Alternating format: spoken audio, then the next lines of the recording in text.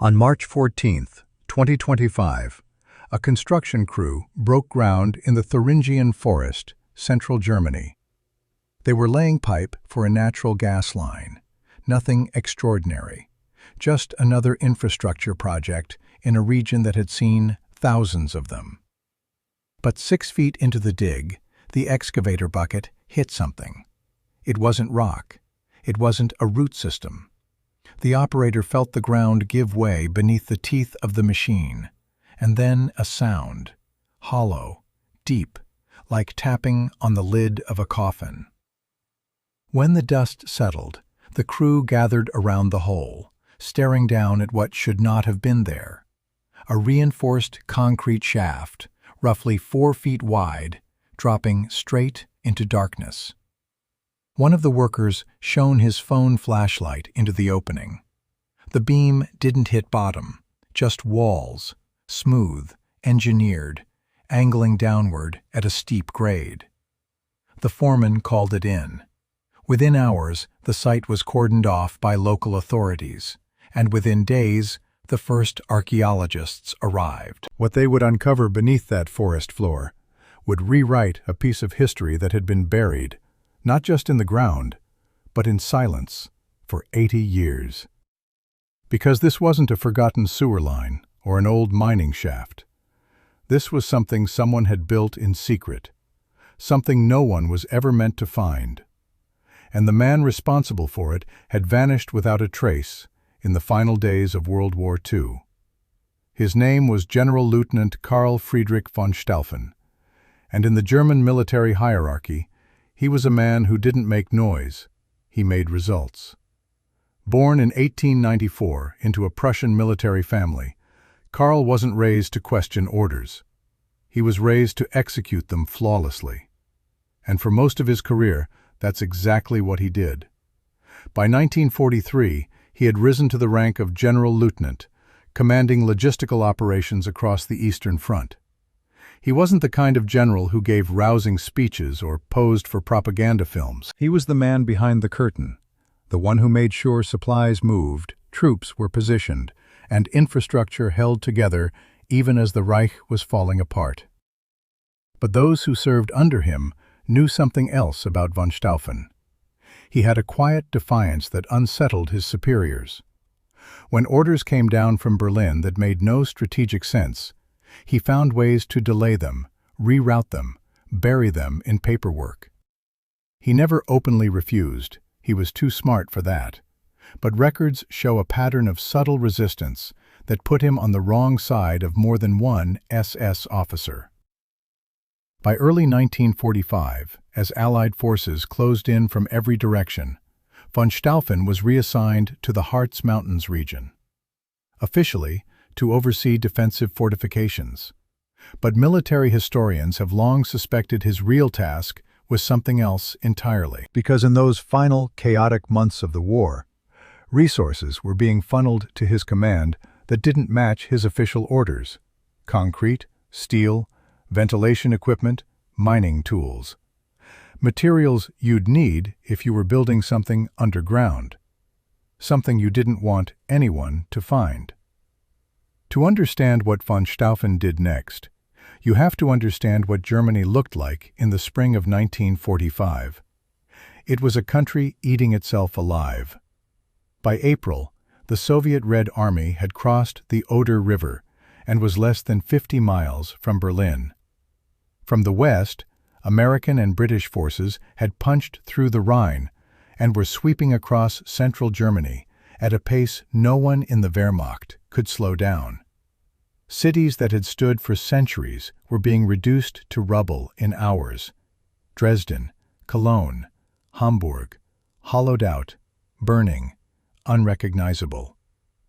And in the middle of all of it, Adolf Hitler sat in his bunker beneath the Reich Chancellery, issuing orders to armies that no longer existed. He demanded counterattacks from divisions that had been wiped out weeks earlier. He promoted officers who were already dead. He screamed about betrayal, while his inner circle quietly made plans to save themselves. Above ground, the reality was total collapse. Supply lines were severed. Communication networks were shattered. Soldiers were surrendering by the thousands, throwing their uniforms into ditches and walking west, because being captured by the Americans was survivable. Being captured by the Soviets was not. Generals faced an impossible choice. Some chose to fight to the last bullet, out of loyalty or fear, or simply because they didn't know what else to do. Others negotiated secret surrenders. Others simply vanished, slipping into the chaos with forged papers, civilian clothes, and whatever they could carry. It was the end of the world as they knew it. And in that kind of darkness, a man like von Stauffen, meticulous, calculating, always 3 steps ahead, wasn't going to sit around waiting for the walls to close in. He had a plan. He'd had one for months. The night of April 12, 1945, a command post outside Nordhausen in the Harz Mountains, a stone farmhouse repurposed as a Wehrmacht logistics hub, its windows blacked out, its courtyard crowded with vehicles that no longer had enough fuel to move. At approximately 22:30, General Lieutenant Karl Friedrich von Stauffen walked out the front door, adjusted his officer's cap, and spoke briefly with his adjutant, a young Oberleutnant named Werner Brandt. According to Brandt's post-war testimony, given during a 1948 Allied debriefing, von Stauffen said only this: "I'm going to inspect the eastern perimeter. I'll return before dawn." He didn't. What Brandt also noted, and what investigators would later fixate on, was what von Stauffen took with him. Not a sidearm, not tactical maps. 2 wooden crates, heavy enough to require assistance loading into the back of a Kubelwagen staff car. Brandt assumed they contained classified logistics records, the kind of paperwork every senior officer was either burning or burying in those final days. Riding with von Stauffen was Feldwebel Erich Meyer, his most trusted aide. Meyer had served under the general for 3 years, handling sensitive assignments that never appeared in official reports. The 2 men drove east into the forest. No escort, no radio contact, no convoy. Just a single vehicle disappearing into the dark tree line on a road that, according to military maps, led nowhere of strategic importance. Brandt waited until dawn, then past dawn. By midday on April 13th, he reported the general as overdue. But by then, American forces were less than 20 miles away, and the command post was being evacuated. Nobody went looking for von Stauffen. Nobody had time. And within 72 hours, the war in that sector was over. The general was gone. Erich Meyer was gone. The crates were gone. And for the next 80 years, not a single person could say where they went. By late April 1945, American forces had swept through the Harz Mountains and occupied the region. What they found was staggering. Not just the ruins of a collapsing military machine, but an underground world. The Nazis had honeycombed the mountains with tunnels, factories, and storage facilities. The Mittelwerk complex alone, buried beneath the Kornstein mountain near Nordhausen, had produced thousands of V-2 rockets using slave labor from the Dora concentration camp. Allied intelligence teams poured into the area, cataloging everything they could find. And somewhere in that process, a name surfaced: Generalleutnant Karl Friedrich von Stauffen. He wasn't flagged for war crimes. His record was remarkably clean for a man of his rank. No direct involvement in atrocities, no known affiliation with the SS, no ideological fanaticism. What made Stauffen interesting to Allied intelligence was what he knew. As head of logistical operations, he had overseen the movement of materials, equipment, and, according to some reports, significant quantities of documents and assets in the war's final months. He knew where things were buried, possibly literally. Counterintelligence Corps officers interviewed everyone they could find from his former command. Werner Brandt, his adjutant, told them about the night of April 12th, the 2 crates, the staff car heading east. Other officers confirmed that von Stauffen had been increasingly secretive in his final weeks, holding meetings with engineers and construction specialists that weren't logged in any official record. But that's where the trail died. No body was recovered in the region. His name didn't appear on any surrender roster, any prisoner of war list, any hospital intake. He wasn't among the dead identified in the area's battlefields. He simply wasn't anywhere. By 1946, the file on Karl Friedrich von Stauffen was stamped with two words that would define his legacy for decades: fate unknown. The story should have ended there. Another missing officer in a war that swallowed millions. But it didn't, because as the Cold War settled over Europe like a second winter, both the Americans and the Soviets kept looking for von Stauffen, independently, and for very different reasons. Declassified CIA files from the early 1950s reveal that American intelligence believed von Stauffen may have escaped south through Austria using one of the so-called rat lines, the smuggling networks that helped former Nazis flee to Spain, Argentina, and the Middle East. His name appeared on a watch list shared with intelligence services in Madrid and Buenos Aires. Agents were instructed to monitor German expatriate communities for any sign of him. They found nothing.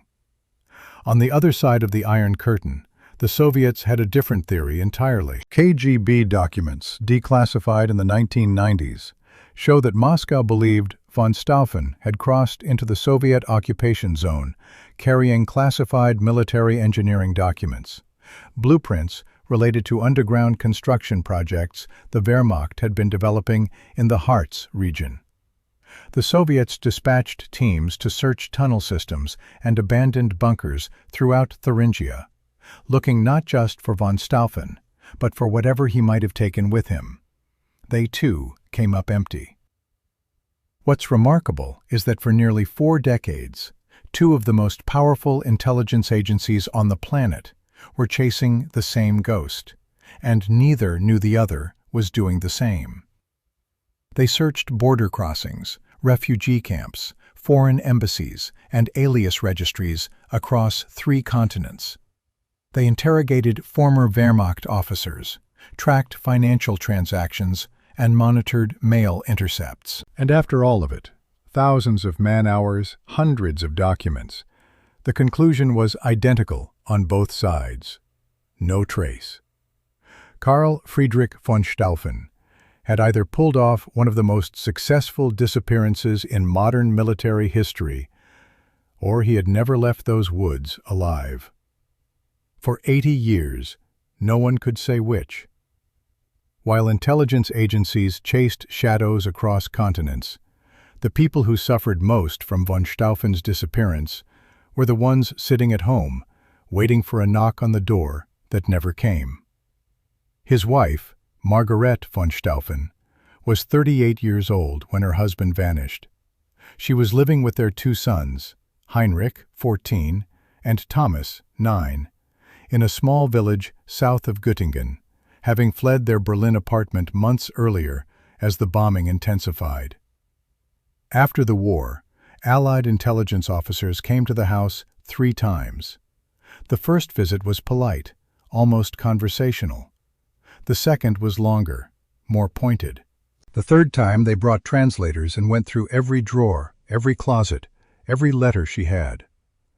Margaret told them the same thing each time. The last communication she received from her husband was a short letter dated March 18, 1945. In it, he wrote about the weather, asked about the boys' schoolwork, and said he hoped to see them soon. Nothing about plans. Nothing about tunnels or crates or disappearing into a forest. Either she genuinely didn't know, or she was one of the most disciplined liars the interrogators had ever encountered. They never determined which. Margaret never remarried.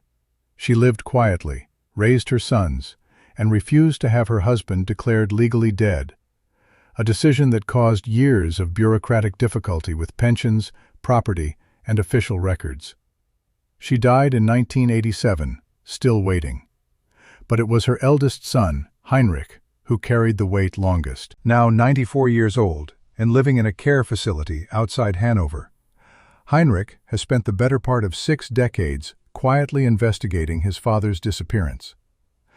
Not with intelligence agencies or private detectives, but alone, methodically, the way his father might have done it. He collected every scrap of information he could find. Post-war debriefing transcripts, declassified files he requested through German and American archives, letters from former officers who served under his father, most of whom offered sympathy, but no answers. And then there was the box. A small wooden chest that Margaret kept in the back of her bedroom closet and never opened in front of the children. After her death, Heinrich found it. Inside were 3 items. A bundle of personal letters from his father, written between 1943 and 1945. Several half-finished journal entries in his father's handwriting that referenced the project without ever explaining what it was. And a hand-drawn map, careful, precise, clearly done by someone with engineering training, showing a section of forest with topographical markings, a river, and a series of dotted lines leading to a point marked only with a small black cross. There was no legend, no labels, no coordinates, just the cross. Heinrich spent years trying to match the map to known locations in the Harz region. He never could, because, as it would turn out decades later, he was looking in the wrong mountains entirely. The Thuringian forest stretches across central Germany like a dark green scar.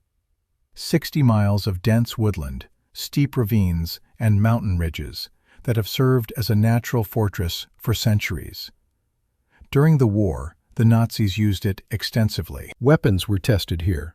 Troops were staged here. And beneath its floor, things were built that didn't appear on any public map. After 1945, the region fell behind the Iron Curtain, sealed inside East Germany for the next 4 decades. The Soviet military maintained restricted zones throughout the forest, and locals learned quickly not to ask questions about what went on behind the fences. When reunification came in 1990, the fences came down, but the forest kept its secrets. And the people who lived near it, the hunters, the foresters, the farmers whose families had worked this land for generations, they noticed things. Strange things that nobody could quite explain. Hunters reported patches of ground near the Schmalwasser Valley that sounded hollow when you walked across them. Not soft, not marshy. Hollow, like stepping on a drum. Hikers noticed odd depressions in the terrain that didn't match any natural geological feature. Shallow, rectangular dips in the earth that appeared at regular intervals, as if something beneath the surface had partially collapsed. And then there were the trees. In one section of forest, about 3 kilometers east of the village of Tambach-Dietharz, a row of spruce trees grew in a perfectly straight line for nearly 200 meters. Not roughly straight, geometrically straight. The kind of line you'd get if someone had cleared a strip of ground, built something beneath it, filled it back in, and then planted trees on top to hide the scar. Locals had a name for it. They called it Die Narbe, the scar. Old-timers said it had been there since just after the war. Some said it was a buried road. Others said it was an old communications trench. A few, after enough beer, would lower their voices and say it was something else entirely. Something the Soviets had found and sealed back up. Something that was supposed to stay buried. Nobody took them seriously. For 80 years, the forest kept its mouth shut.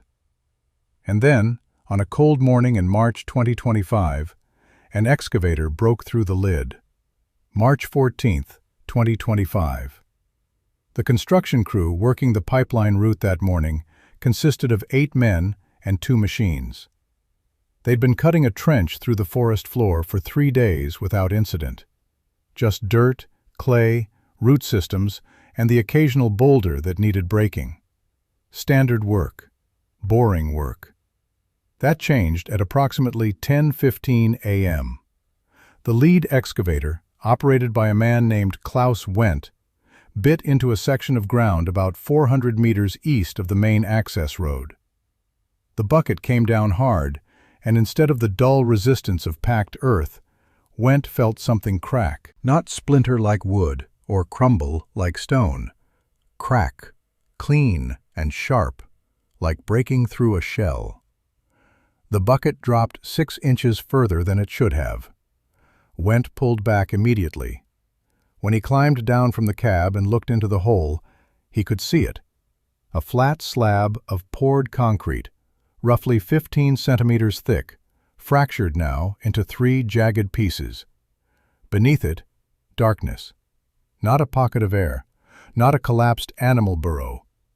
A shaft, engineered, deliberately concealed. The foreman halted all work and called the Regional Construction Authority. By noon, a structural engineer named Dr. Petra Hoffmann arrived on site.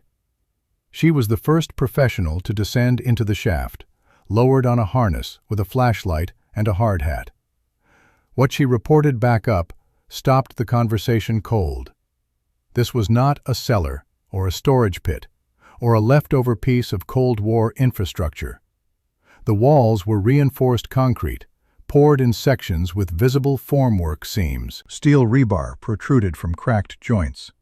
A ventilation duct, corroded but structurally intact, ran along the ceiling, connected to a vertical shaft that must have once reached the surface. And roughly 10 meters down, the shaft leveled out into a horizontal corridor. Along the floor of that corridor ran a narrow-gauge rail track, the kind used in mining operations or underground logistics systems, with a small flatbed cart still sitting on the rails, rusted solid in place. Dr. Hoffmann's voice was steady when she radioed back up, but her words carried a weight that everyone on site understood. This isn't a bunker. This is a facility, and it goes much further than I can see. Within 48 hours, the construction site had been transformed into something resembling an archaeological dig crossed with a crime scene. The Thuringian State Office for Heritage Management took jurisdiction, working alongside military historians from the Bundeswehr Center of Military History in Potsdam. A team of 12 specialists was assembled: structural engineers, archaeologists, an explosives ordnance disposal unit, and 2 historians specializing in late-war Wehrmacht operations. They entered the tunnel on March 16th. The main corridor stretched just over 200 meters in a roughly northeast direction, descending gradually at an angle of about 4 degrees.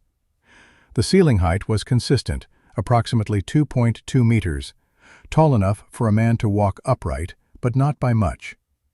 The air was stale, cold, carrying a faint metallic smell that one of the archaeologists later described as like opening a time capsule made of iron.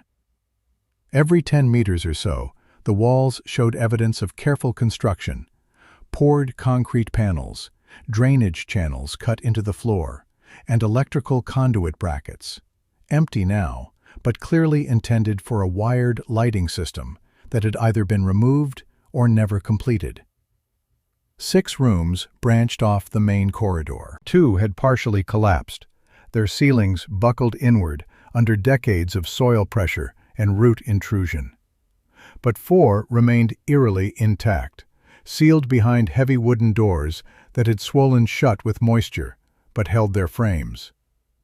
The first room contained filing cabinets, 3 of them, Wehrmacht-issue steel, rusted but standing. Most of the drawers were empty. A few contained paper so degraded it crumbled at the touch. The second room held a diesel generator, a fuel drum, and ventilation equipment, all corroded beyond function, but clearly military grade. The third room was storage. Wooden crates stacked against the far wall, stamped with Wehrmacht logistics codes and unit designations that the historians immediately began cross-referencing. But it was the fourth room that silenced everyone. 2 military cots, side by side, a folding table between them. On the table, a tin plate, a cup, a kerosene lantern with a blackened wick, and a small pile of what had once been food rations, compressed biscuit tins and canned meat, their labels faded but still legible. Beneath one of the cots, a leather satchel. Beneath the other, a pair of officer's boots, laces still tied, positioned neatly as if their owner had simply taken them off, set them down, and never put them back on. Someone had lived here, someone had stayed, and from the look of things, someone had never left. The leather satchel beneath the cot was in poor condition, cracked, stiff, its buckle fused shut by corrosion. The archaeologists didn't force it open on site. It was transported in a sealed container to the Thuringian State Heritage Lab in Erfurt, where a conservator spent 2 days carefully working the leather apart under controlled humidity. What came out of that bag changed the entire investigation. First, a cigarette case, silver, tarnished almost black, but with an engraving still legible on the inside lid. The initials KFVS and a date, June 1940. Karl Friedrich von Stauffen. Second, a set of Wehrmacht dog tags, stamped with a service number that matched military records already on file with the Bundesarchiv in Freiburg. And third, the item that would consume historians for months, a leather-bound field journal, roughly the size of a paperback novel, its pages warped by moisture, but largely intact. The entries were written in a tight, precise hand. No wasted words, no emotion, no reflection, just data. The first entries, dated early April 1945, read like construction logs. Concrete volumes, ventilation flow rates, structural load calculations, supply inventories. Von Stauffen was documenting the tunnel's completion the way an engineer would document a building project. Methodical, clinical, obsessive in its detail. But as the entries progressed into mid and late April, something shifted. The supply notes became shorter. The tone didn't change, it never changed, but the content narrowed. Fewer construction details, more references to the archive and its organization. And then, on nearly every page from April 20th onward, a single phrase appeared in the margins, circled, sometimes twice, sometimes 3 times. Es muss überdauern. It must outlast. Outlast what? The war? The regime?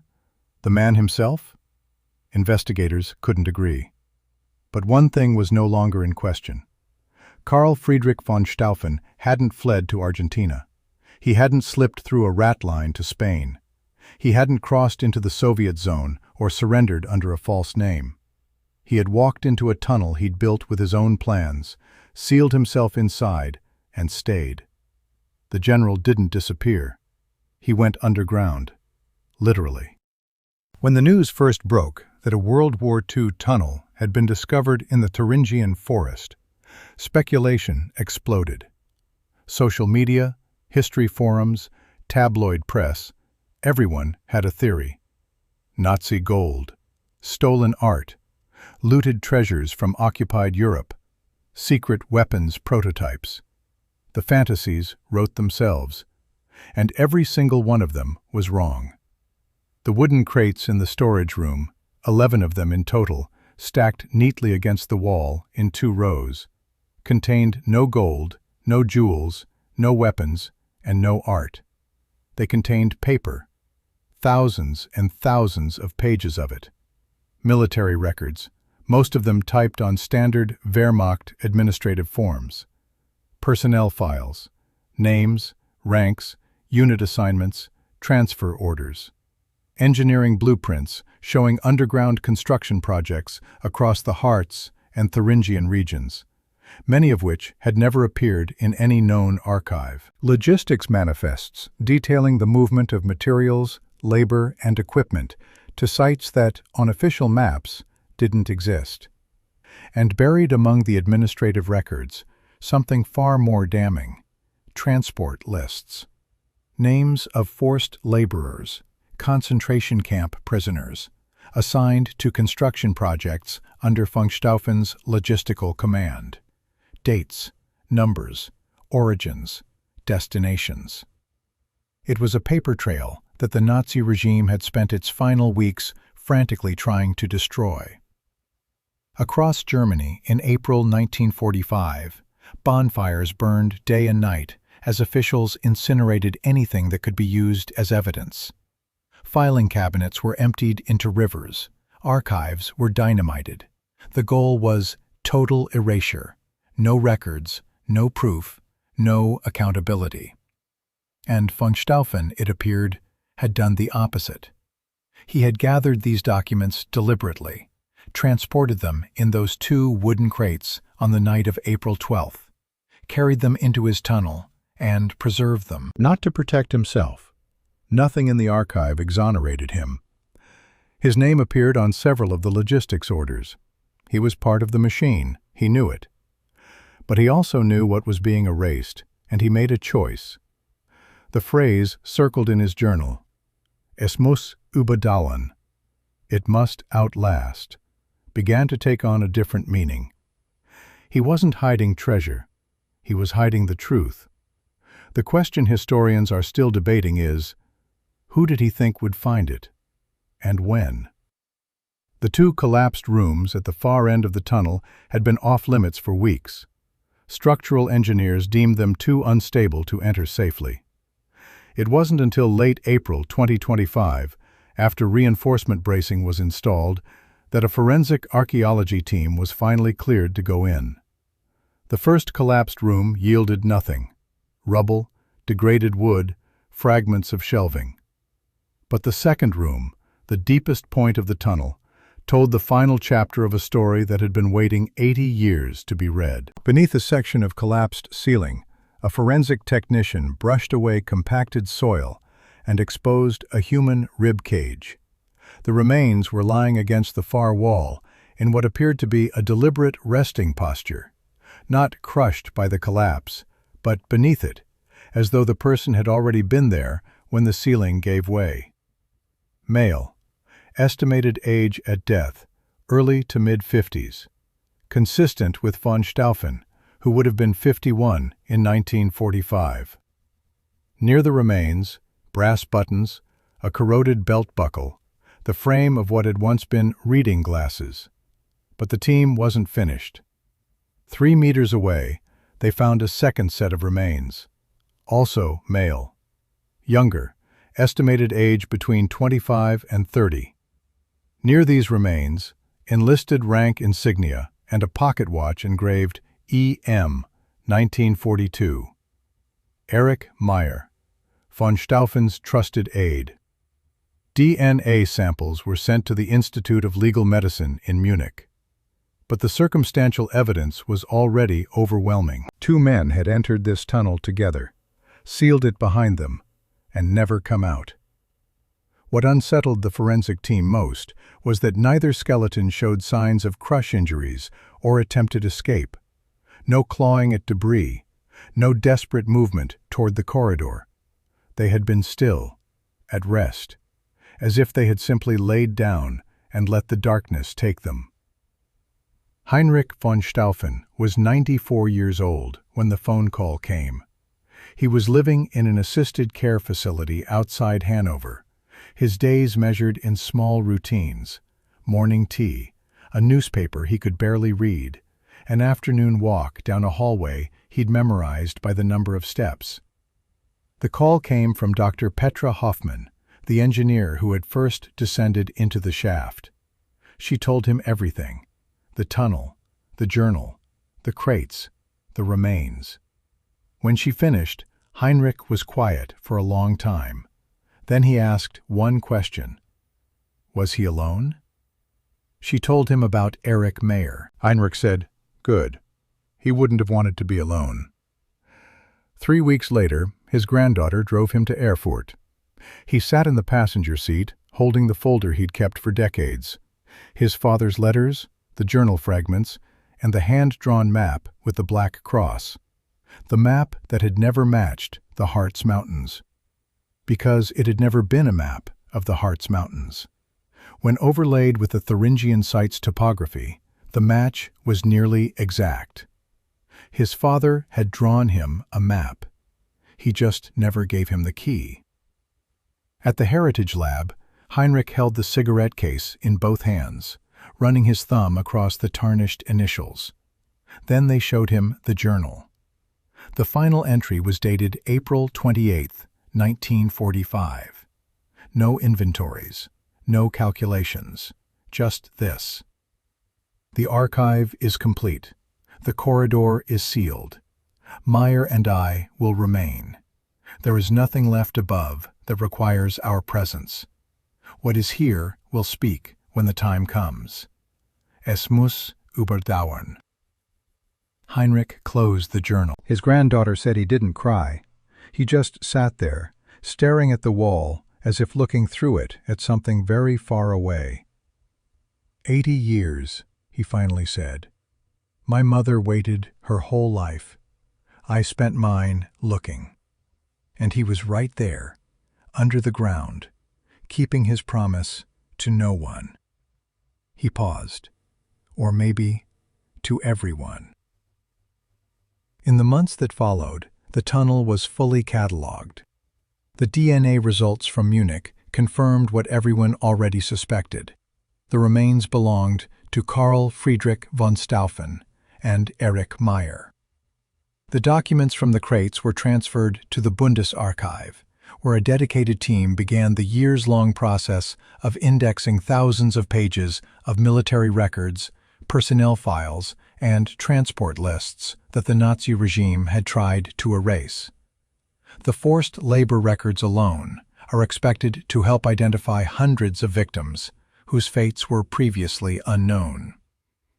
The tunnel itself was designated a protected historical site. Heinrich von Staufen's request to keep the cigarette case was granted. But there is one detail that haunts everyone involved with this discovery. One fact that no historian, no forensic analyst, no military engineer has been able to explain. During the final phase of the tunnel survey, structural teams mapping the northeast end of the corridor found a second shaft. It was concealed behind a false wall panel, poured concrete faced with a thin layer of packed earth and timber, nearly invisible unless you knew exactly where to look. Behind it, a vertical shaft, identical in construction to the main entrance, rose approximately 8 meters to a sealed hatch just below the forest floor. The hatch mechanism was intact, functional, engineered to open from the inside using a simple lever system that required no electricity, no hydraulics, nothing that could fail. It had never been opened. Von Stauffen had built himself a way out. A concealed exit, positioned far enough from the main entrance to avoid detection, designed to be used in exactly the kind of situation he found himself in. Sealed underground with no intention of being found. He could have left. He could have surfaced in the forest, walked to the nearest village, assumed a new identity like so many other officers did. He had the intelligence for it. He had the planning skills. He had the escape route literally built into the walls. And he chose to stay. He chose to lie down on a cot next to his aide in the deepest room of a tunnel he'd designed himself. And he chose not to leave. The forest has finally given up its secret. But Karl Friedrich von Stauffen kept his. Stories like this, they stay with you. You lie in bed at night, and your brain just keeps turning it over. What would you have done in his place? Could he have made it out? And before you know it, it's 2 a.m. and you're still wide awake. And if you're someone who deals with that regularly, lying there, mind racing, unable to shut off, I know how frustrating that is. You're exhausted, but your brain just won't stop. And the worst part? The less you sleep, the worse it gets. Your energy crashes. Your mood suffers. Everything feels harder than it should. I struggled with this for years. Tried melatonin, white noise, warm milk. Nothing worked long term. Then I found something called the 30-Day Uninterrupted Sleep Reset. It's a science-based program, no pills, no medication, that actually retrains your brain to sleep through the night. 7 to 8 hours, uninterrupted. Over 30 days, it rewires your sleep system. And once you're done, you keep the results. There's a maintenance plan, so you don't slip back. Look, if you've tried everything and nothing sticks, this is different. Check the link in the description. Seriously, try it. And I'll catch you in the next story.